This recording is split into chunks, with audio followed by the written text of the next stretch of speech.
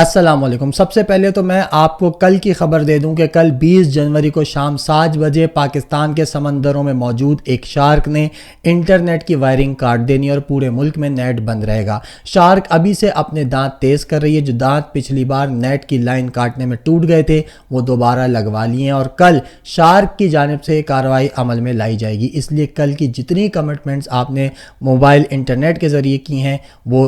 Post پون کر دیں۔ کل واٹس ایپ، فیس بک، یوٹیوب، ٹویٹر وغیرہ کا استعمال نہیں ہو سکے گا، کیونکہ کل شام 7 بجے تحریک انصاف نے ورچوئل جلسے کا اعلان کیا۔ اب لازمی سی بات ہے کہ یہ تو پاکستان کے جمہوری سنہری اقدار میں سے ایک ہے کہ جب سب سے بڑی اور سیاسی مقبول جماعت کوئی کنونشن یا جلسہ کرے تو وہاں پانی چھوڑ دو، اس کے رہنماؤں کو اٹھا لو، کارکنوں کو گرفتار کر لو، اور جب کسی قسم کا آن لائن پروگرام رکھے تو پورے ملک کی معیشت کو بھاڑ میں ڈال کر انٹرنیٹ بند کر دو۔ انہی سنہرے جمہوری اقدار کی ایک جھلک اور دیکھنے کو ملی پی ٹی وی پر، جب پاکستان اور نیوزی لینڈ کے درمیان جاری کرکٹ میچ دکھایا جا رہا تھا اور تماشائیوں میں ایک غدار بھی موجود تھا۔ اس نے پاکستان کے سب سے مقبول غدار عمران خان کا پلے کارڈ اٹھا رکھا تھا، اور جیسے ہی کیمرہ اس غدار تماشائی پر گیا پی ٹی وی نے بیچ سے میچ ہی کاٹ دیا۔ یعنی آپ اندازہ لگائیے کہ ایک شخص کی تصویر سے پورا نظام لرز جاتا ہے، اس کی پارٹی توڑ کر، بلہ چھین کر، 250 مقدمات بنا کر، جیل میں ڈال کر بھی اس شخص سے خوف کا یہ عالم ہے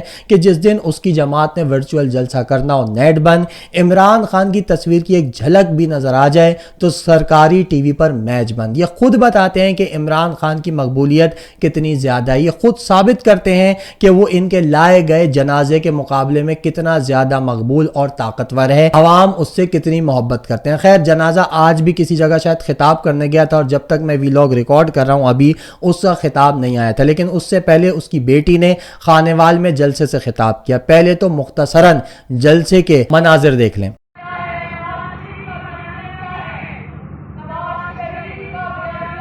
ایسا لگتا ہے کہ مریم نواز جلسہ کرنے نہیں بلکہ ہر علاقے میں نواز شریف کی سیاست پر فاتحہ پڑھنے جاتی ہیں۔ خیر، انہوں نے اسی بدحال جلسے سے خطاب کرتے ہوئے کہا کہ مہنگائی کے ذمہ دار نون لیگ اور نواز شریف نہیں ہے، تو پھر شہباز شریف کا تعلق تحریک انصاف سے ہے، شہباز شریف عمران خان کا بھائی ہے، شہباز شریف قاسم اور سلیمان کا چچا ہے۔ مریم نواز کیا اب جلسوں میں عمران شہباز بھائی بھائی کے نعرے لگائیں گی؟ 16 مہینے نون لیگ سے تعلق رکھنے والے نواز شریف کے بھائی اور مریم نواز کے چچا شہباز شریف نے جو کچھ کیا ہے وہ اس کے اپنوں یعنی اعزاز سید اور عمر چیمہ کی زبانی سن لیں۔ اس بات کے ایویڈنسز موجود ہیں کہ یہ جو پی ڈی ایم کی گورنمنٹ ہے، اپنے کیسز ختم کرنے کے علاوہ اور فائدہ لینے کے علاوہ، اقتدار کے مزے لوٹنے کے علاوہ، یہ لوگوں کی سروس کے لیے کم از کم نہیں آئے ہیں۔ ان کا کوئی لانگ ٹرم پلاننگ نہیں تھا، نہ ان کو پتا تھا، صرف انہوں نے مزے لینے تھے، اور سب سے اہم کام انہوں نے کیا کرنا تھا کہ ہم اپنے اوپر سے کیسز ختم کریں اور ہم آرمی چیف اپنی پسند کا لگا دیں۔ جی تو مریم باجی یہ پوری دنیا جانتی ہے، پاکستان کے 24 کروڑ عوام جانتے ہیں، جو لوگ پی ڈی ایم کو لانے پر بھنگڑے ڈالتے تھے آج وہی بتا رہے ہیں کہ شہباز شریف عوام کے لیے وزیر اعظم نہیں بنے تھے، بلکہ ان کو مزے لینے تھے، مرضی کا آرمی چیف لگانا تھا اور اپنے تمام مقدمات ختم کروانے تھے، اور یہی 3 کام کر کے وہ دفع ہو گئے۔ اب ملک کو تہس نہس کرنے والے شہباز شریف کے بھائی نواز شریف صاحب اقتدار میں آنے کے لیے تیار ہیں، اور وہ بھی یہی دعوے کرتے ہیں کہ میں اپنے بواسیر کا علاج جو ہے وہ ادھورا چھوڑ کر عوام کے لیے پاکستان آیا ہوں، اور 5ویں بار وزیر اعظم بن کر پاکستان کو ترقی کی بلندیوں پر پہنچا دوں گا۔ یہ الگ بات ہے کہ انہوں نے جاتی عمرہ کا نام پاکستان رکھا ہوا ہے، اور سب سے اہم بات یہ کہ جب نواز شریف کا بھائی پاکستان کو آگ لگا رہا تھا، کٹ پتلی وزیر اعظم بنا ہوا تھا، لیٹرین جانے سے پہلے لندن جا کر بھائی کے تلووں میں بیٹھ کر اجازت لیتا تھا کہ بھائی بہت زور سے آ رہا ہے اب چلا جاؤں واش روم، تب نواز شریف نے وہ معیشت ٹھیک کرنے کا خفیہ فارمولا اپنے بھائی کو کیوں نہ بتایا؟ پاکستان کے تمام بڑے عہدوں پر نون لیگی تھے پی ڈی ایم حکومت میں، وزیر اعظم نون لیگ کا تھا، وزیر داخلہ نون لیگ کا تھا، وزیر دفاع نون لیگ کا تھا، وزیر planning and development Noon league کا تھا، وزیر اطلاعات و نشریات نون لیگ کی تھی، سوائے وزیر خارجہ کے تمام بڑے عہدے نون لیگ کے پاس تھے پی ڈی ایم حکومت میں، اور پاکستان لندن سے چلا رہا تھا نواز شریف۔ اس کے باوجود شہباز شریف کو اس نے نہیں بتایا کہ ملک اور معیشت کیسے ٹھیک ٹھیک کرنی ہے تو اب کیا کر لے گا؟ وہی کرے گا جو چھوٹے بھائی نے کیا، اقتدار میں آ کر وہ تمام قانون پاس کرے گا جس سے نواز شریف کے امیر المومنین بننے جو اس کا بہت پہلے کا شاید بچپن کا خواب تھا اس کی ساری رکاوٹیں دور ہو جائیں، مرضی کا آئین بنائے گا، اپنے بعد اپنی آنے والی نسلوں کے لیے اقتدار کی راہ ہموار کرے گا، اداروں میں اپنی مرضی کے لوگ بٹھائے گا اور عیش کرے گا۔ باقی رہی انتخابات کی بات تو وہ کیسے ہوں گے یہ اب بچہ جان چکا ہے، کیونکہ جو ننگا پن پورے پاکستان میں جاری ہے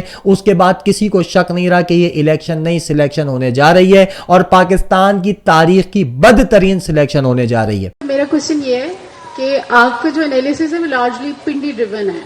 آئی تھنک سو۔ تو آپ کو نہیں لگتا کہ اس سارے انالیسس کے بعد جہاں آپ نے ورڈکس دے دی ہیں، الیکشن سے پہلے ہی الیکشنز کا ریزلٹ بتا دیا ہے، تو مجھے نہیں لگتا آپ کے الیکشنز ہونے چاہیے، کیونکہ سلونگے صاحب بار بار بات کر رہے ہیں کہ اکانومی پہ بات ہونی چاہیے، اکانومی اسٹرانگ ہونی چاہیے، تو ہم آلریڈی اتنے اکانومیکلی ویک ہیں، پیسے ضائع کرنے کی تو ضرورت نہیں ہے۔ آئی ڈونٹ تھنک سو کہ الیکشنز مسٹ بی ہیلڈ۔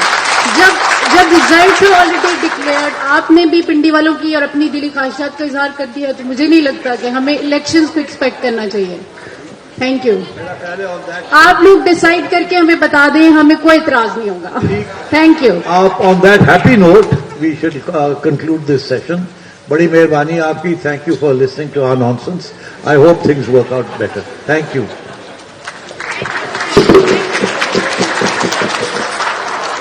جس طرح سے نواز شریف کو لایا گیا، قانون اور آئین کا ریپ کیا گیا، اس کے بعد سے تو اب ہر خاص و عام یہی سوال کر رہا ہے کہ ایک طرف آپ معیشت کا رونا بھی روتے ہو، دوسری طرف الیکشن سے پہلے نتائج بتاتے ہو، تیسری طرف قوم کا پیسہ برباد کر کے الیکشن بھی کرواتے ہو، تو بھائی کیوں؟ پہلے تو اسی الیکشن کمیشن کے پاس آئین کے مطابق الیکشن کروانے کے پیسے بھی نہیں تھے، اب نتیجہ پہلے سے پتا ہے تو یہ اربوں کا ڈھونگ کیوں؟ لیکن میں ایک بات پھر بھی بتا دوں کہ اس وقت فضا کچھ اور ہے، عوام کا موڈ کچھ اور ہے۔ آپ جس شخص کی ایک تصویر چلانے نہیں دیتے، اس شخص کے نام پر بغیر سینئر قیادت کے ایسے مجمع اکٹھا ہو رہا ہے۔ یہ کوئی جلسہ گاہ نہیں ہے، نہ یہاں کوئی بڑا لیڈر موجود ہے، بلکہ یہ پی ٹی آئی کا مالاکنڈ میں کیا جانے والا ورکر کنونشن ہے، جہاں نواز شریف کے حافظ آباد میں کیے گئے جلسے سے زیادہ عوام دکھائی دے رہے ہیں۔ یہی حال تقریباً ہر علاقے اور ہر جگہ کا ہے۔ خواجہ آصف صاحب فرماتے ہیں کہ میرے حلقے میں مقبولیت زیادہ پی ٹی آئی کی ہے، لیکن کوئی پریشانی کی بات نہیں، کیونکہ اس بار بھی خواجہ وینٹیلیٹر کو کال کی سہولت ملی ہوئی ہے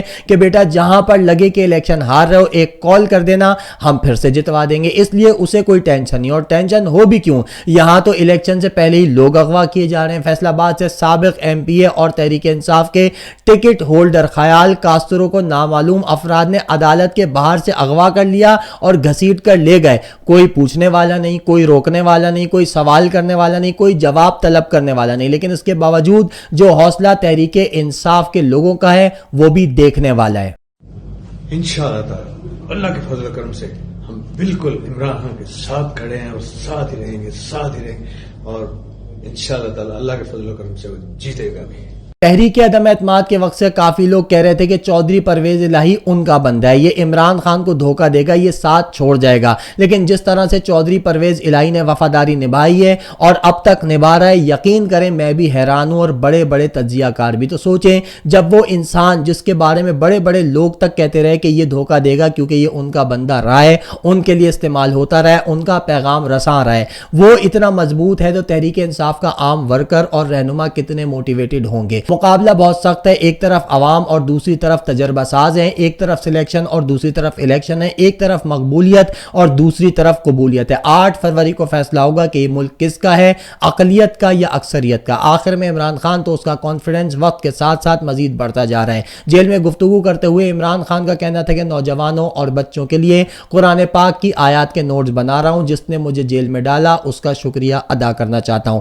نکاح کیس میں جو کیا گیا میں نے کسی ملک میں اسٹیبلشمنٹ کو کرتے نہیں دیکھا، خاور مانی کا کمزور آدمی نکلا، میں ہوتا تو مر جاتا لیکن ایسا بیان نہ دیتا۔ جنہوں نے یہ کیس کرایا ہے وہ کتنے گرے ہوئے لوگ ہوں گے۔ 90% فوج تحریک انصاف کو ووٹ دے گی۔ باجوہ نے مجھے خود کہا تھا کہ ساری فوج آپ کے ساتھ ہے، پاکستانی فوج ہماری فوج ہے، فوج کا قصور نہیں، یہ باجوہ جیسے لوگوں کا قصور ہے۔ اعظم خان کو سافٹ ویئر اپڈیٹ کرنے کے لیے 140 دن تک قید میں رکھا گیا، پھر عمران خان نے جیل میں لگے سی سی ٹی وی کیمروں کی طرف دیکھ کر ہاتھ ہلایا اور کہا کرنل صاحب میں بول رہا ہوں عمران خان۔ بھائی کیا آدمی ہے، سمجھ سے باہر ہے۔ نواز شریف یقین کریں اس کی جگہ پر ہوتا تو جیل میں کفن پہن کر لیٹا چیخ رہا ہوتا کہ بس مجھے دفنا دو, مجھے مردہ قرار دے دو, میری ہر شریان ہر سراغ بند ہے, دنیا کے قیام سے لے کر قیامت تک جتنی بیماریاں آئیں یا آنے والی ہیں وہ سب کی سب مجھ میں موجود ہیں, مجھے ملک سے نکال دو, بھلے سے برمودا ٹرائینگل ہی بھجوا دو, لیکن خدا کا واسطہ ہے بھجوا دو. مگر عمران خان جو جانتا ہے کہ سختی ہے, سزا ہو سکتی ہے, نہ پارٹی ہے, نہ انتخابی نشان ہے, نہ لیول پلینگ فیلڈ ہے, نہ آئین ہے اور نہ قانون ہے, پھر بھی ان حالات میں انجوائے کر رہے ہیں. بہرحال تو یہ تھا اب تک کا احوال. اگلی ویڈیو تک مجھے اجازت دیجیے اور دعا کیجیے کہ میرے علاقے میں 10-10 گھنٹے کی جو لوڈ شیڈنگ ہو رہی ہے اس سے مجھے نجات ملے تاکہ میں روزانہ کی بنیادوں پر وقت پر ویلاگ کر سکوں. اللہ حافظ.